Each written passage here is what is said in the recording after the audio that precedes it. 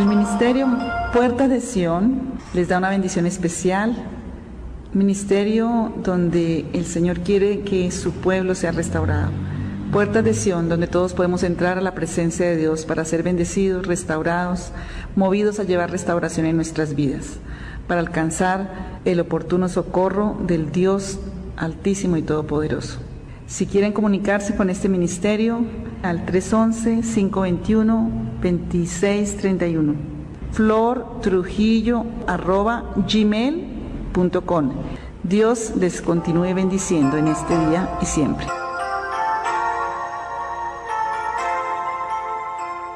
Bueno, para toda la iglesia, buenos días. Les pido el favor que me acompañen a orar. Padre Santo, gracias por esta porción de tu pueblo que con valor han decidido venir aquí a responder a lista, Papito Dios. Y te rogamos, bendito Espíritu Santo, que quemes, que destruyas, Dios mío, toda pereza, todo desánimo, todo desaliento, toda jartera, todo aburrimiento, falta de propósito de pronto que pueda estar aquí presente, bendito Dios. Gracias, Señor, por hacernos tus hijos. Te rogamos, bendito Espíritu Santo de Dios, que nos bautices con el fruto de tu Espíritu Santo, con amor, con gozo, con paz, con paciencia, con bondad, con benignidad, con fe, con mansedumbre, con templanza, con dominio propio, Señor, para estar acá en este lugar. Que tú nos bendigas con salud, que nos bendigas con sanidad total, Papito Dios, para que en este tiempo que vamos a estar acá, nuestro corazón esté lleno de alegría, de gozo, lleno de esperanza, lleno, Señor, de atención, de concentración en todo lo que tú nos vas a decir en esta mañana. Muchas gracias, Señor, en el nombre de Jesús. Amén y amén. Hace 8 días, cuando fue la reunión de hombres, yo venía atribulado porque nos había visitado la muerte. Ese jueves de la semana antepasada, pues habíamos estado en el funeral de 2 muchachos, uno de 22 y otro de 25, que habían decidido poner fin a su vida. Uno de ellos, el hijo de la dama que les hace los arreglos de belleza a mi esposa y a Ana María, y otro sí pariente, hermano paterno de una sobrina consanguínea de mi esposa y sobrina política mía. Ambos con malas relaciones con su padre. No le encontraron sentido a la vida. Es que es muy difícil que quien tiene la responsabilidad y el compromiso con Dios de transmitirle a sus hijos vida, no lo haga. Y tener que enfrentar la vida, una vida de frustración, una vida de dolor, una falta de propósito, no es fácil. Esta situación me hizo desempolvar 3 temas que había tratado con los hombres. Uno, el año pasado, el 19 de noviembre, que lo titulé «Los padres deben proveer para sus hijos suficientes razones para vivir». Desempolvé otros que había dictado en el 2006 en un encuentro de hombres en la iglesia a la cual pertenecíamos en ese tiempo. El título que traigo para la enseñanza es «Nuestros hijos, tesoros de Dios en nuestras manos». Y voy a empezar por diseñar el problema y después entro al fundamento bíblico. Voy a leer en el noviembre 19 del 16. Aumentan los suicidios de jóvenes y adolescentes. Aumentan también las enfermedades cerebrales, los desajustes de personalidad y muchas cosas más. Tal fenómeno pareciera interesar muy poco al mundo. Los padres dicen de su hijo: nació deprimido, callado, retraído, taciturno. Eso es lo que dice el papá. No, salió deprimido. Pero jamás se mira a sí mismo que ese muchacho está deprimido por culpa de él. Hoy hay palo corrido para los hombres.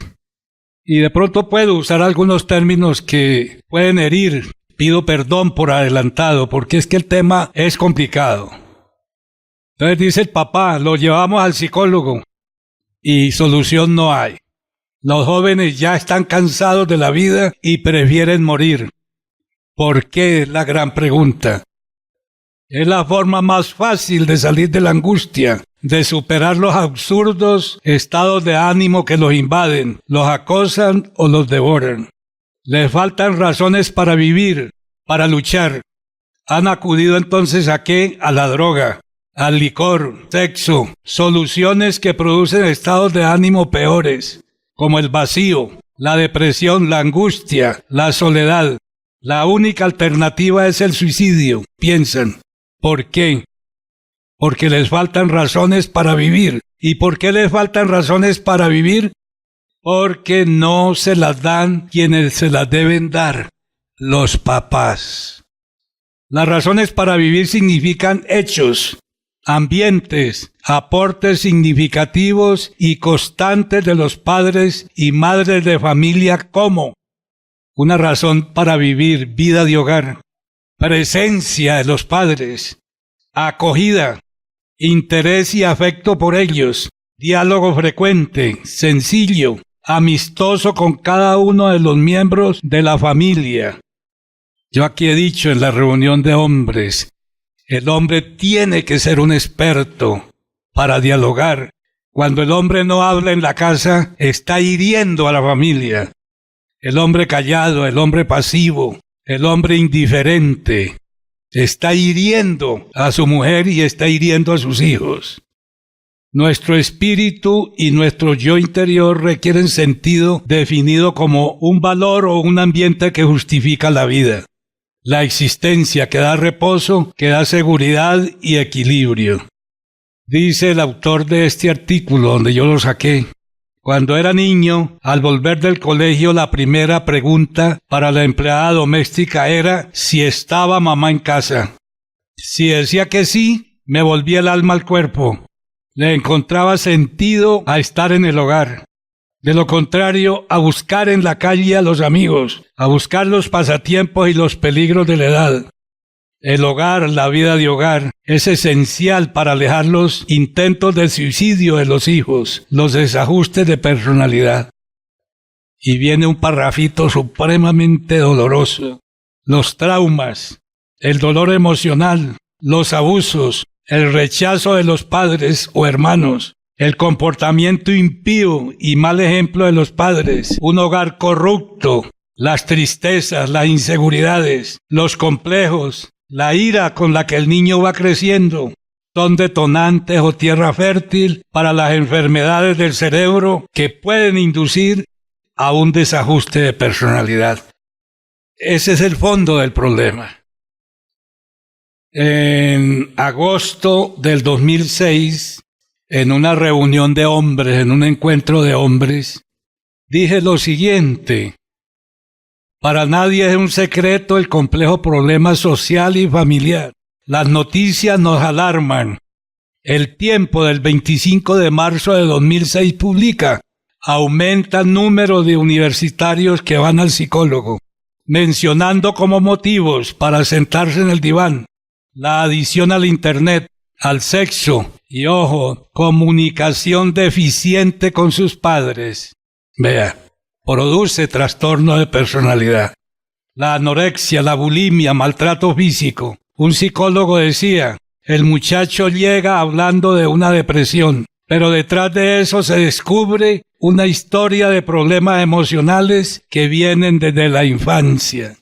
Nuevamente, el Tiempo del 22 de abril del 2006 publica: 1 de cada 4 niños crece sin papá.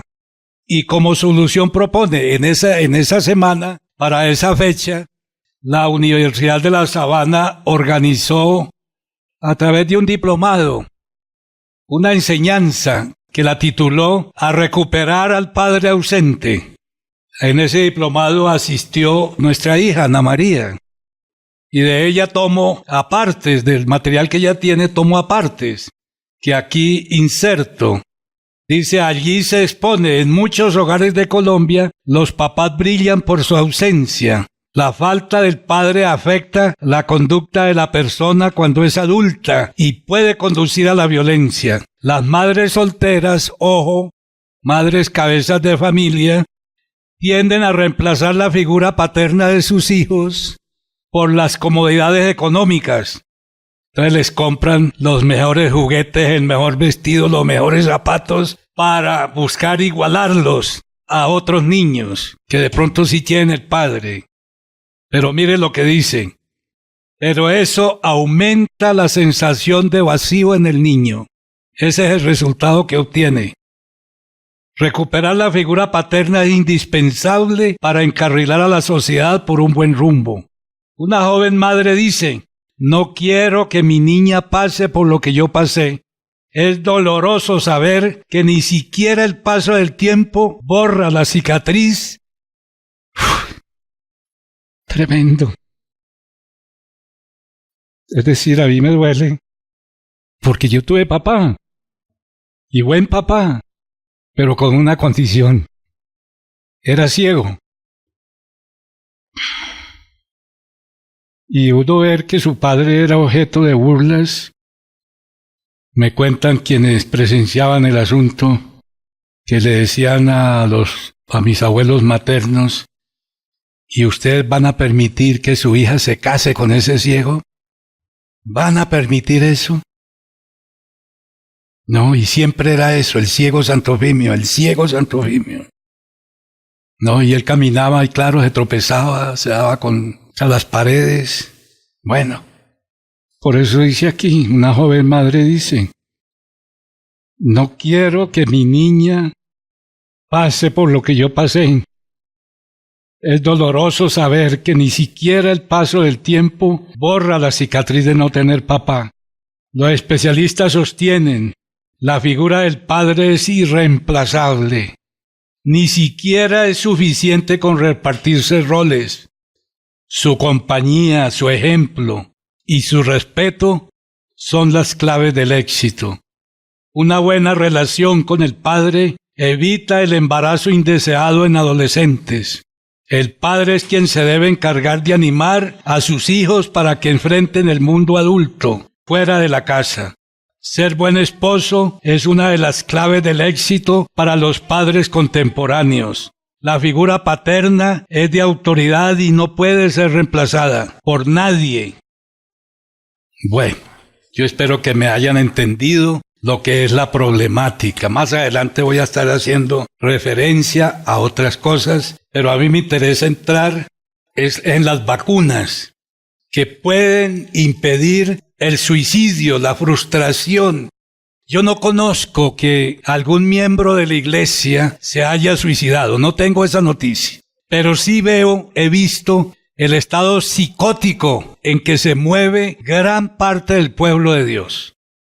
Pero el estado psicótico es esa perturbación mental del hijo de la persona que lo hace no hábil, no apto para enfrentar los problemas de la vida. Entonces siempre ante un problema saca el cuerpo, ante un reto no puede, y eso claro, la sensación de fracaso en la vida es lo frecuente. Yo no puedo, yo tal cosa, para mí es imposible, eso no es para mí. En el ministerio de hombres de la iglesia anterior tenía 2 personas.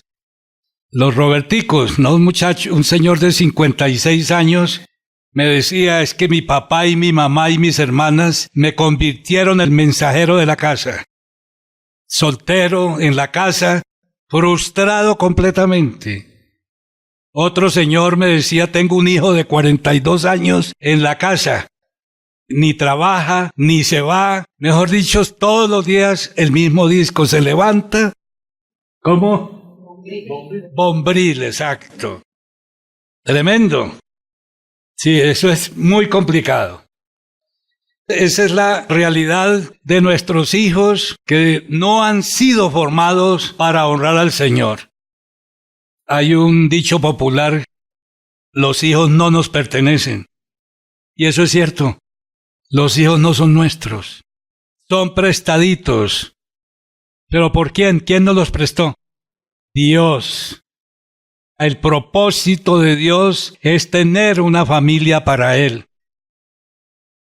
Como todos saben, mi vida laboral fueron 45 años en la fuerza pública. Fui oficial, fui juez penal militar también. y pertenezco a la Asociación Colombiana de Oficiales en Retiro de la Policía. Hace más o menos 20 días se celebró el cumpleaños número 100 del general Luis Alfredo Rubio Parra. Cualquiera se imaginará, este es un viejito que tuvieron que llevarlo tal vez en camilla, en no sé qué. Este caballero llegó uniformado, paso marcial. Su señora de 94, parece que tuviera 60. Y bueno, vino el agasajo y vinieron las palabras de él. Cualquiera dirá, no, este señor va a decir que fue el creador de tal cosa, que fue el que puso, que fue el que tomó, que fue... No. Su discurso fue cortitico. Dijo, les voy a dar las razones por las cuales he vivido 100 años. Bueno, y mencionó una serie de cosas como el no haber tenido vicios de cigarrillo ni de haber tomado licor, el haber dormido adecuadamente, haber comido sanamente, respetar las ideas ajenas, el estar ocupado siempre. Habló 2 puntos. Dice, he vivido 100 años porque he respetado a mi esposa y he respetado a mis hijos y siempre he estado entregado a ellos. Esa fue la primera parte. Dice, y la segunda, vivo 100 años por haber sido creyente en Dios. Mire lo importante, vea. Un hombre de 100 años, con la salud que tiene, le calculo que vivirá 20 años más o no sé cuántos. Pero dice, por haber respetado a mi señora y a mis hijos, y por ser un creyente en Dios. Entonces aquí dice, el propósito de Dios es tener una familia para Él. Efesios 2:19. Así que ya no sois extranjeros ni advenedizos, sino conciudadanos de los santos y miembros de la familia de Dios. ¿Cuándo eres tú hijo de Dios? ¿En qué momento se convierte en hijo de Dios? ¿Quién me quiere contestar? Sí, Señor. Sencillita la respuesta. Cuando yo le abrí las puertas a mi Señor Jesucristo y lo recibí en mi corazón, me he convertido, ¿qué? En un hijo de Dios. Desde ese mismo momento hago parte de la familia de Dios. Y tengo todos los privilegios ¿de qué? De hijo de Dios. Y aquí yo he dicho también que desde ese mismo instante tú estás, ¿qué? Cubierto con la gloria de Dios. Tú tienes la naturaleza divina. Es uno con Cristo porque ha nacido de Dios. Eso está en el Evangelio de Juan, capítulo 1, versículos 12 y 13. Me gustaría recordar Isaías 61. Nos dice, levántate y resplandece, porque ha venido tu luz, y la gloria de Jehová ha nacido sobre ti. Mire, cuando nos convertimos en hijos de Dios, la luz de Cristo está resplandeciendo sobre mí, y la gloria de Jehová también está sobre mí y sobre ti. Porque somos miembros ¿de qué? De la familia de Dios. Nuestro Señor Jesucristo es la cabeza de la familia de Dios. Romanos 8:29 dice, porque a los que antes conoció, también los predestinó para que fuesen hechos conforme a la imagen de su Hijo. Mire, ahí está lo que acabamos de decir. Tengo la naturaleza divina, tengo la gloria de Dios sobre mí y mire, tengo la imagen de mi Señor Jesucristo para que Él sea el primogénito entre muchos hermanos. Mire, cuando yo me convierto en hijo de Dios, aunque parezca de pronto insólito, me convierto en hermano de mi Señor Jesucristo. Nuestros hijos son los hijos de Dios, que Él colocó en nuestras manos para su crianza. ¿Estamos criando a mis hijos o a los hijos de Dios? Estamos criando a los hijos de nuestro Padre Celestial. Aquí tengo el material que reparto para los bautismos, para que las personas se capaciten, se preparen para el bautismo. Y voy a leer algo de la problemática. Dice, con la caída, con la expulsión del paraíso, el hombre lo perdió todo. Nos queda, ¿qué? Una herencia de malos hábitos, de heridas, de complejos, creencias erróneas y un alma enferma. Cuando nuestro hijo nació, ¿cuántas vacunas hay que ponerle? ¿Cuál es la primera? Ese mismo día que nace, pusieron una vacuna, no me acuerdo cuál fue. ¿Cuál? La de la tuberculosis, ¿sí? Bueno, hay que ponerle la del sarampión, la de no sé qué. Pero hay una muy grave que es la del polio, porque si no se le pone, mire las consecuencias. El hijo puede quedar paralítico. Cuando nuestro hijo nace espiritualmente, también hay que vacunarlo. Y vamos a leer algunas vacunas.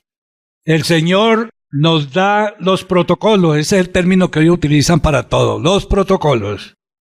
Nos da los protocolos que debemos seguir en la crianza de sus hijos, el Señor, nuestro Dios. Entonces vamos a ver cuál es la primera vacuna. Levítico 12:3. Dice, y al 8º día se circuncidará al niño. Sabemos todos, por la gracia de Dios, que hoy día no existe la circuncisión. Pero en ese tiempo era así. ¿Qué reemplaza hoy día la circuncisión? Consagrarlo al Señor. ¿Y cuál es el protocolo de consagrarlo al Señor? ¿Traerlo o llevarlo a dónde? Traerlo aquí a la iglesia y ante el pueblo de Dios, presentárselo al Señor y consagrárselo a Él. Y yo como papá y como mamá, también la mamá, comprometerse a dedicar su vida enseñándole las cosas de Dios. Sí, la circuncisión es la señal del pacto, de la alianza con Dios, que yo hago con Dios. En el capítulo 17 de Génesis está la forma como el Señor le dice a Abraham, tienes que circuncidarte y circuncidar a cada miembro de su pueblo, porque la circuncisión simboliza el pacto conmigo. ¡Qué precioso! La segunda vacuna, esta sí yo le aconsejo a los hombres o a las mamás, o que se la aprendan, o que la impriman en algún pergamino bien especial, la coloquen en la puerta de salida, de tal manera que al salir les recuerde.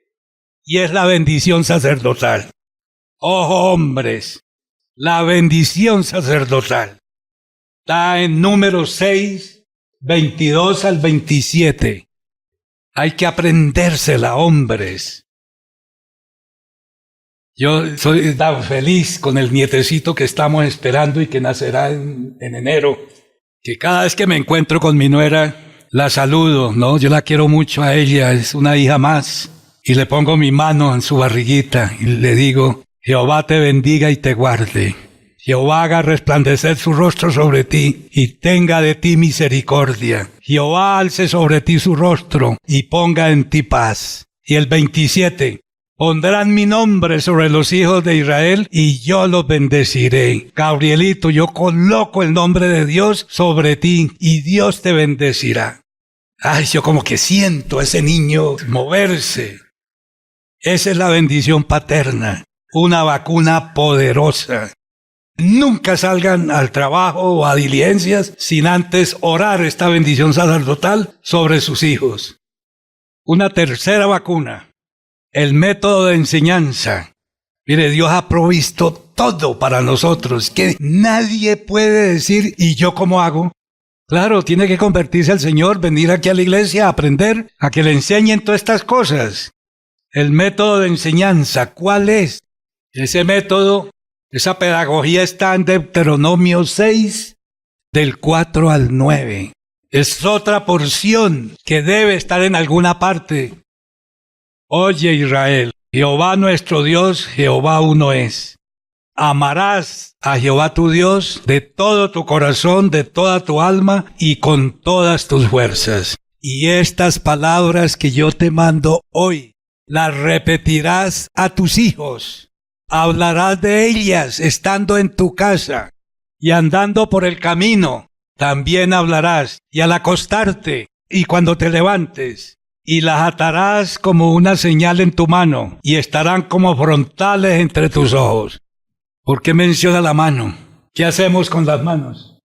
¿Con las manos hacemos el bien o hacemos el mal? Con las manos bendecimos y también maldecimos. Los criminales con las manos disparan y asesinan. Las atarás en tus manos. ¿Para qué? Para estar honrando a Dios con lo que hago. Y estarán como frontales entre tus ojos. Dicen que los judíos la ponían aquí, la escribían en un papel y se la ponían aquí. No es eso lo que la palabra de Dios dice. Lo que está diciendo es, apréndase la palabra y no la olvide. Apréndala.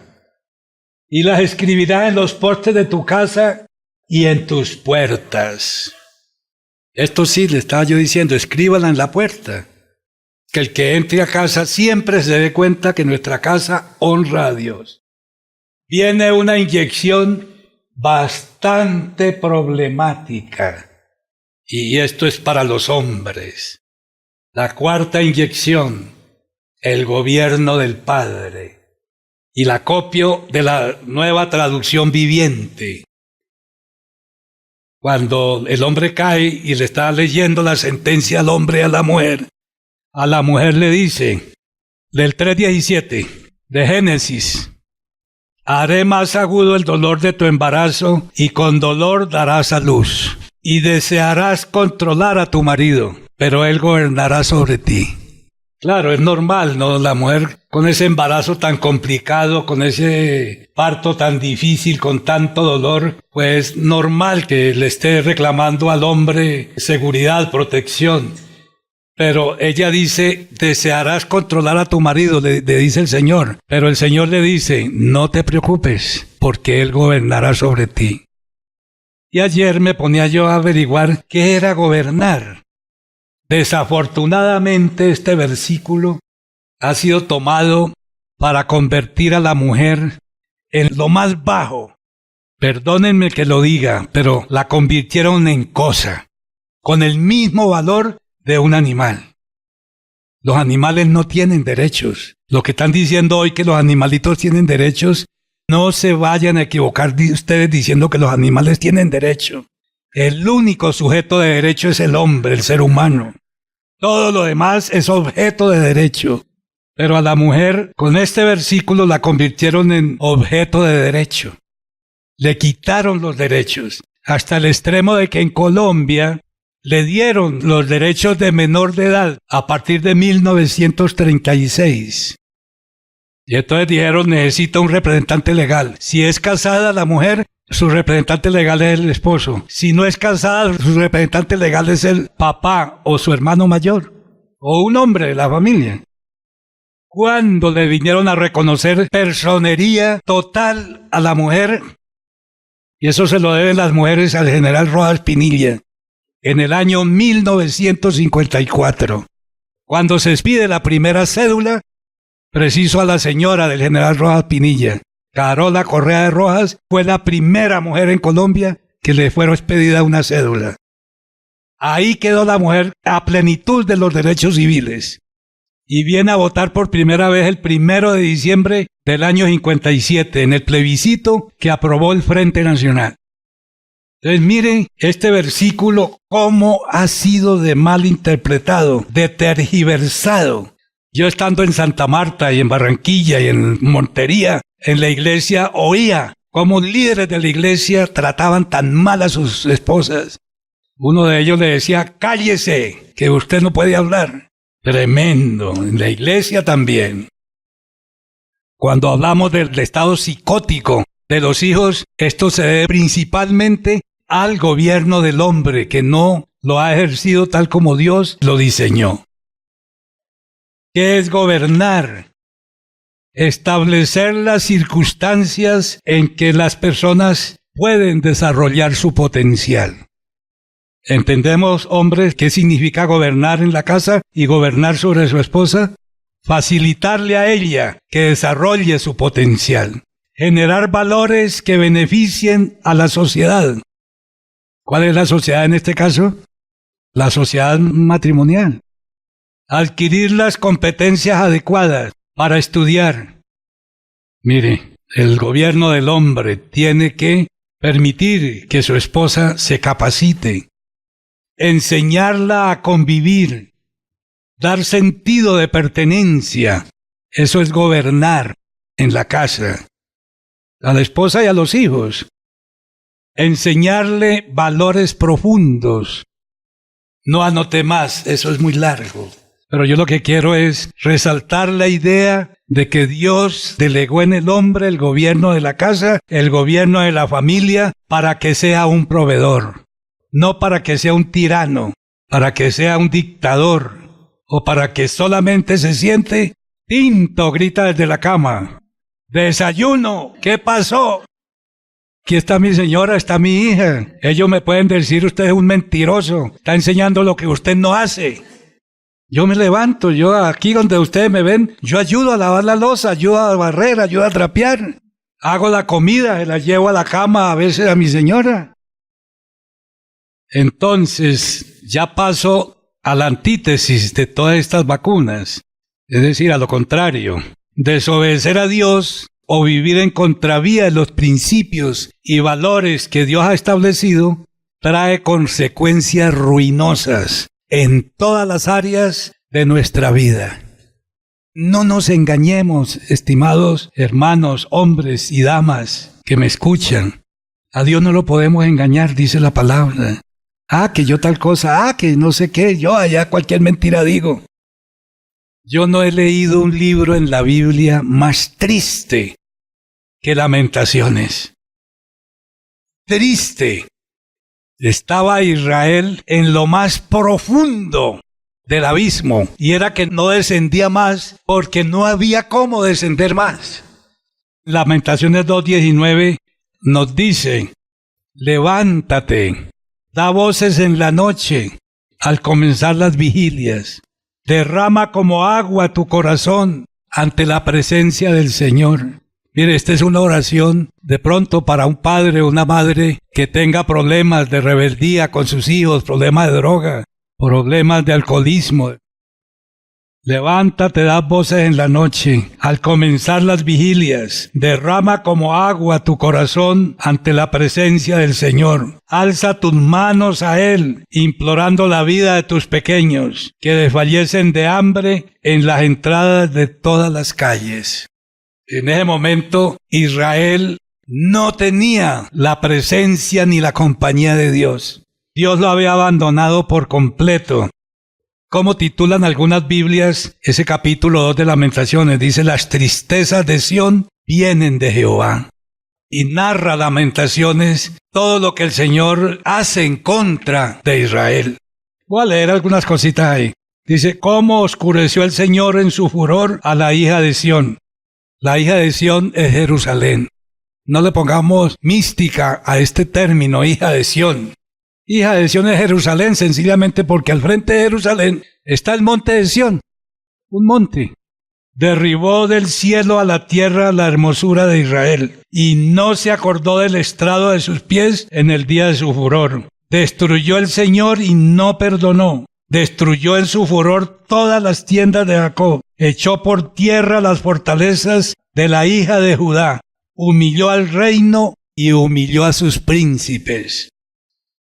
El tema de hoy nos enseña la importancia del ministerio de hombres. Todo lo que puede venir sobre mi familia si yo no cumplo con esa forma de gobernar que Dios me delegó.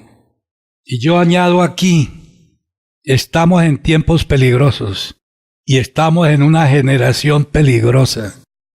Allá en 2 de Timoteo 3, 1 al 9, dice, ¿cuáles son esos hombres peligrosos? Yo la titulé aquí, la generación del anticristo. Hombres avaros, hombres perversos, pero que también hay hombres de pronto virtuosos.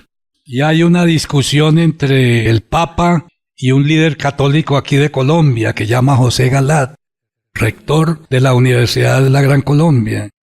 Galat dijo que el Papa era un Papa falso, porque anda diciendo que nadie será condenado, que todo el mundo se salvará, y anda abrazándose pues con todos los dictadores y criminales del mundo.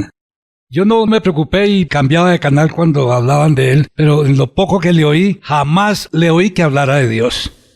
Es un hombre ético, sí, un hombre ético sencillamente. Y José Galat, en un artículo que salió en El Tiempo hace 3 días, dice, el Papa le está pavimentando el camino al anticristo. Yo no sé quién lo leyó. Los tiempos son muy peligrosos, mis amadas damas.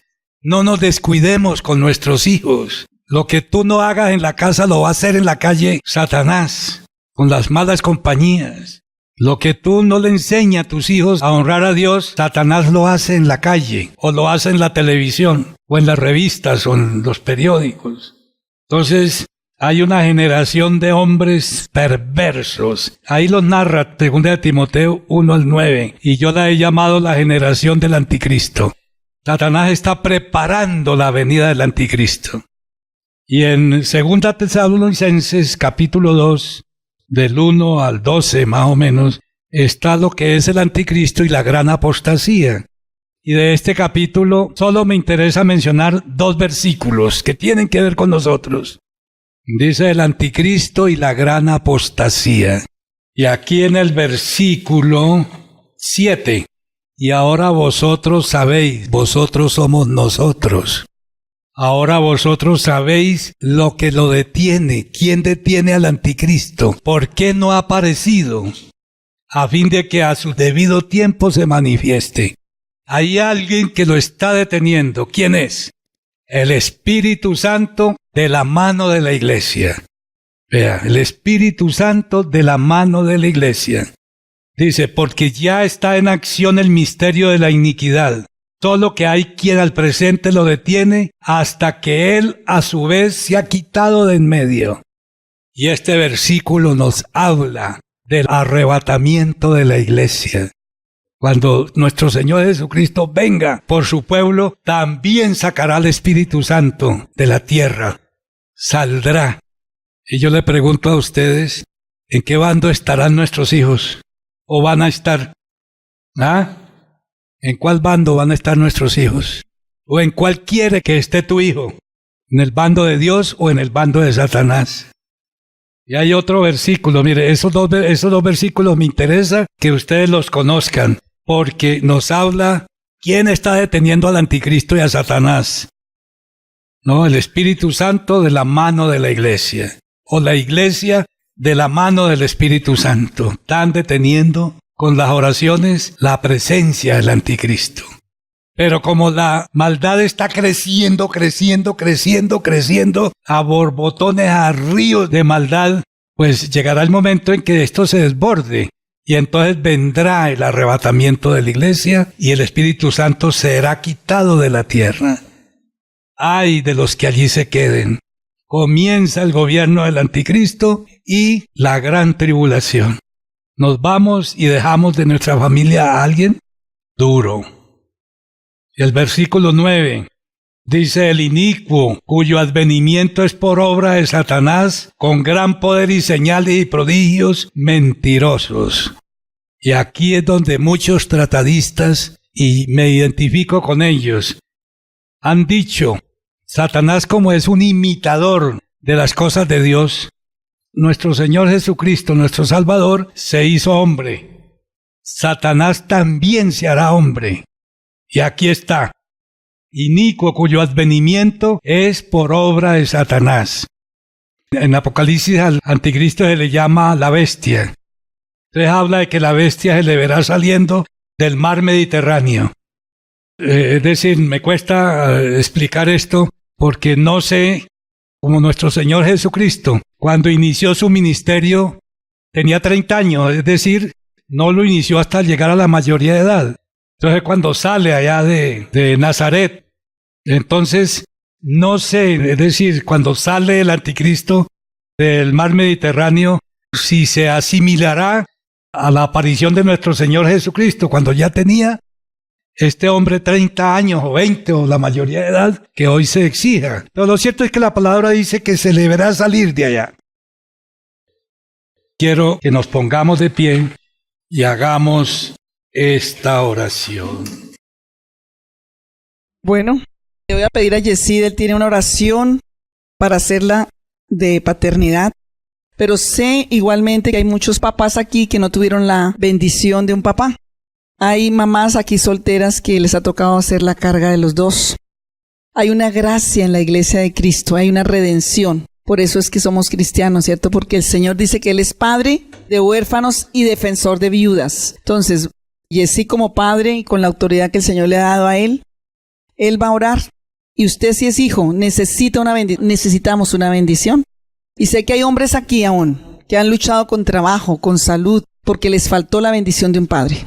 Y hombres, y si tú eres un hombre, acá hay una mujer, que han juzgado a su padre, así su padre haya sido un hombre terrible, o su madre.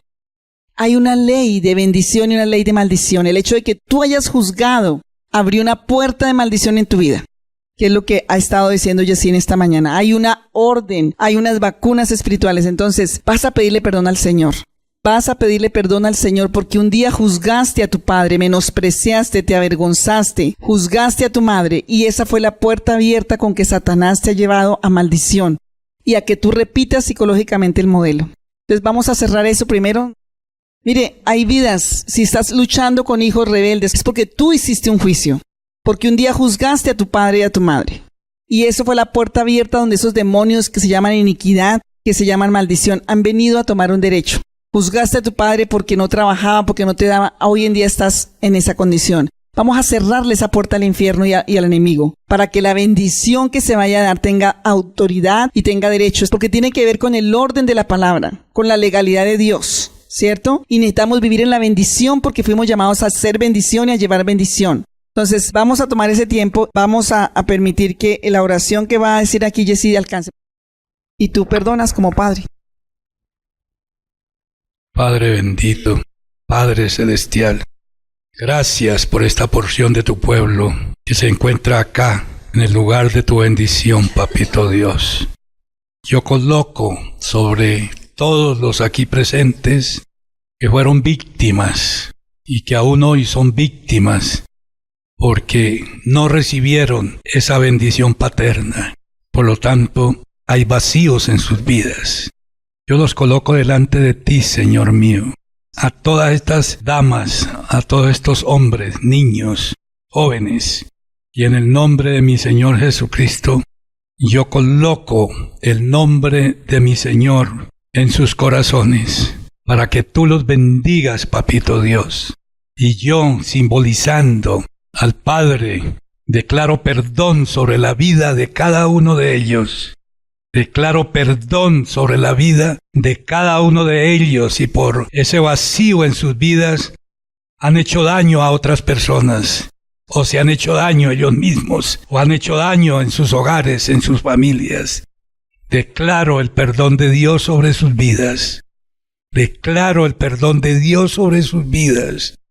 Declaro el perdón de Dios sobre sus vidas. Y en el nombre de Jesús también declaro que toda obra de maldad, toda obra de Satanás en sus vidas, a partir de este instante queda destruida.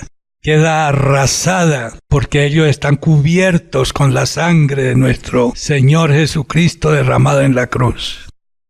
Y nosotros creemos que la sangre de Cristo tiene poder para arrasar con toda obra de tinieblas, de Satanás y sus demonios. Que los demonios tiemblan cuando declaramos poder en la sangre de Jesús. Yo declaro con el poder y la autoridad que tú me das, Señor mío y Dios mío, que a partir de ahora estos hijos de Dios, mis hermanos, tienen a Dios en sus corazones y son integrantes del grupo de los benditos de Jehová. Y ellos son sin defecto alguno, son de buen parecer, son inteligentes en toda rama del saber humano, dotados de entendimiento y habilidad para discernir, y tienen la capacidad para servir en el palacio del rey. A todos Dios les ha dado conocimiento e inteligencia en toda clase de literatura y sabiduría, tal como lo hizo con Daniel. Él entendía toda clase de visiones y de sueños. El rey los encontró aptos para su servicio. En todo asunto de sabiduría y conocimiento que el rey les consultó, los encontró 10 veces superiores a todos los magos y encantadores que había en todo el reino. Así son estos tus hijos, Papito Dios. Ellos tienen una mejor comunicación con Dios a partir de hoy. Todas esas circunstancias, telarañas, obstáculos que hay en sus ojos son quitados en este mismo instante por el poder de Dios. Son quemados por el poder del Espíritu Santo. Y ellos a partir de ahora podrán andar con sus ojos puestos en el Señor Jesucristo. Son libres para cumplir con sus deberes. Gracias, Dios poderoso, Dios bendito. Les pido por favor que repitan conmigo. Yo hoy determino ver mis hijos como Dios los diseñó, con dominio propio, con autodeterminación, sabios en ciencia, 10 veces mejores que todos los demás, con entendimiento, en visión y sueños, instruidos en toda sabiduría, sensibles al dolor de otros, con conocimiento de Dios, hijos que dan la gloria a Dios y no a los hombres, hijos que confiesan a Dios delante de los hombres, hijos prósperos en todas las áreas de su vida, hijos llenos del Espíritu Santo, hijos humildes, hijos que saben ejercer el poder en respeto y amor, hijos en sujeción total a Dios, fieles a Dios y a sus superiores, sin vicios ni faltas, hijos de oración, que se arrodillan delante de Dios, pero de pie ante los hombres, hijos sin temor, hijos que sirven a Dios, hijos que hablan la verdad, hijos con una confianza absolutamente en Dios, que llevan a otros a convertirse a Dios, que interceden por otros, hijos del linaje real de los príncipes, sin tacha alguna, con gracia delante de Dios y los hombres, de buen parecer, idóneos para desempeñarse según su profesión u oficio. Amén. Gracias, Dios poderoso, Dios bendito. Amén y amén.